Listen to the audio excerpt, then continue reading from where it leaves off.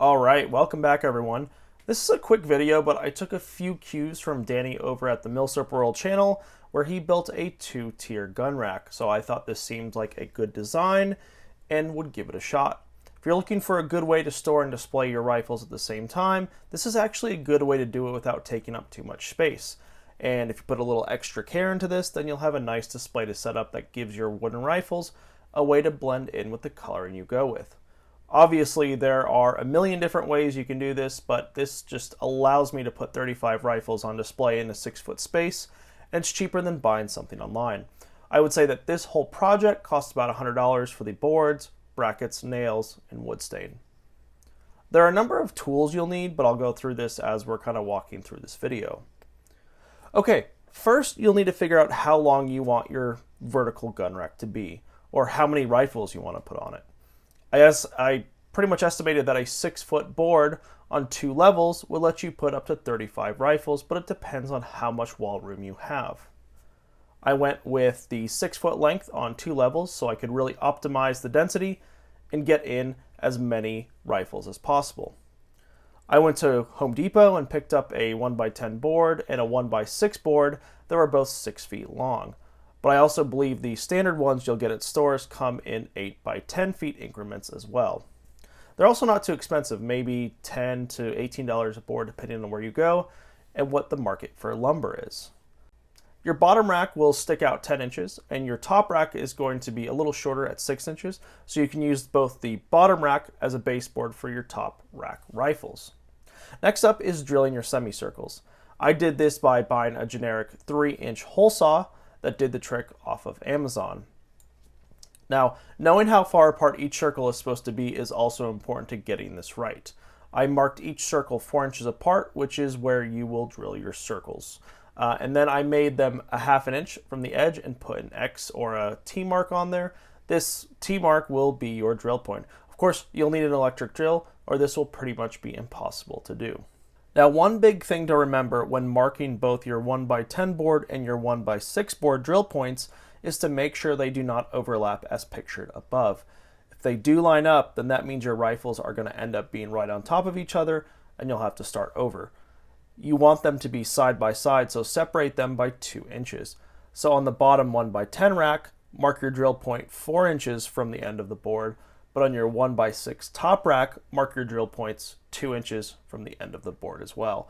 Repeat this sequence until you've reached the end of both boards, and to help yourself out, I just laid the top rack on top of the bottom rack like I have pictured above, and run a measuring tape across them so you don't miss anything. It's important that you get this step right before moving on to drilling your semicircles. So I cut all of those out, and then you have to be careful once you get to the ends of the boards because it gets a little flimsy and you don't want to break anything. This is kind of your first big step to completing this little project. Now onto the cosmetics and making your boards look good. First, I took the sander to it. I used a sander drill attachment that I got off of Amazon, but you don't need to do anything cosmetic to the rack if you really don't want to. I plan on mine being a little bit more permanent, so I decided to sand it down, and then I put 2 coats of dark walnut paint on it. Now, it really depends on what you want matching in your room, if you've got desks, if you've got bookshelves, but this is a nice color for me, so I put the 1 coat on, and then I let it dry, and then I did 1 more coat of this dark walnut the day after. And then afterwards, I put 2 coats of tung oil on it. This really just gives it a nice sheen and protection from moisture. It's not necessary per se, but it does give it a nice home decor feeling and finish. Finally, I put some felt strips along the inner circles. This will give your rifle a bit of a cushion against the wood, just so your rifles and the wood from the boards aren't banging against each other. Again, not necessary, but it does look pretty good.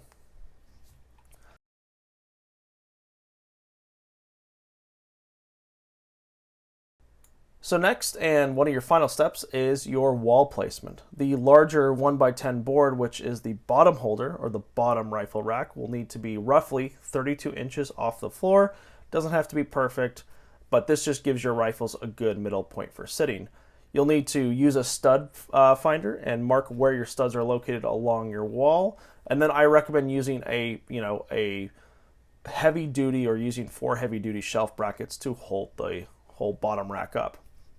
The top shelf will be 64 inches off the floor or 32 inches off the bottom shelf, so you'll need to make sure to measure and mark your drill points again.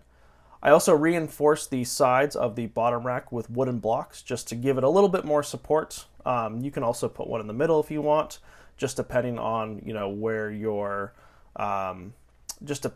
studs are in your wall.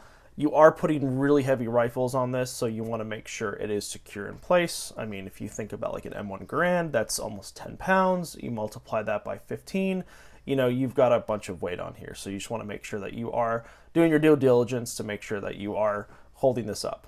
The other thing I like is being able to see the front end of the rifles instead of just showing the bottoms. If you're showing this to guests or want to inspect a particular rifle real quick, having the crest sticking out and sticking forward is much better looking in my opinion. It definitely looks better as a display setup. You of course don't have to do this, but I think it comes out with a little bit of a touch of class.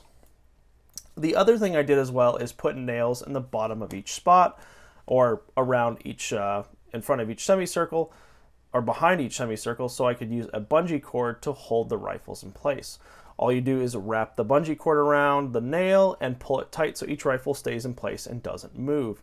There isn't a lot of room, and because the rifles are facing forward, at least in my case, this is just another preventative measure to keep your rifles securely in place.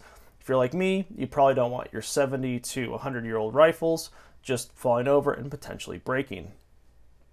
Finally, put all your rifles in place and you're pretty much all set. You can also decorate the backgrounds if you want. I hung up some posters. You can put objects on the top racks or even store some stuff around on the ground, some ammo cases, just some little additions that dress it up a little bit. I had room on the side wall for bayonets, which worked out pretty well. And then I also hung up some ammo holders or some ammo pouches on the wall and top rack. Even had some room for 2 more muskets that I hung up horizontally along the top there. All in all, this was a pretty fun project to do. It's rewarding to see, what you can put together. When you build something like this with your hands, not only is it a piece of art, but you feel good about creating something with your, from scratch. And you do get it, it is a really nice way to display your collection at home. And I think you can certainly appreciate something like this. So anyway, guys, thanks for watching. I got to give the credit to Danny over at the Milsurp World for providing the inspiration for doing this gun rack. It doesn't take that long, and like I said, it's pretty inexpensive, and most importantly, it gives your rifles a new home. I'd love to hear stories about what you've built, and feel free to ask advice for your own home rack. This is what this community is all about, and want to make sure that I can share this experience with you. So thanks again, everyone, and we'll see you next time.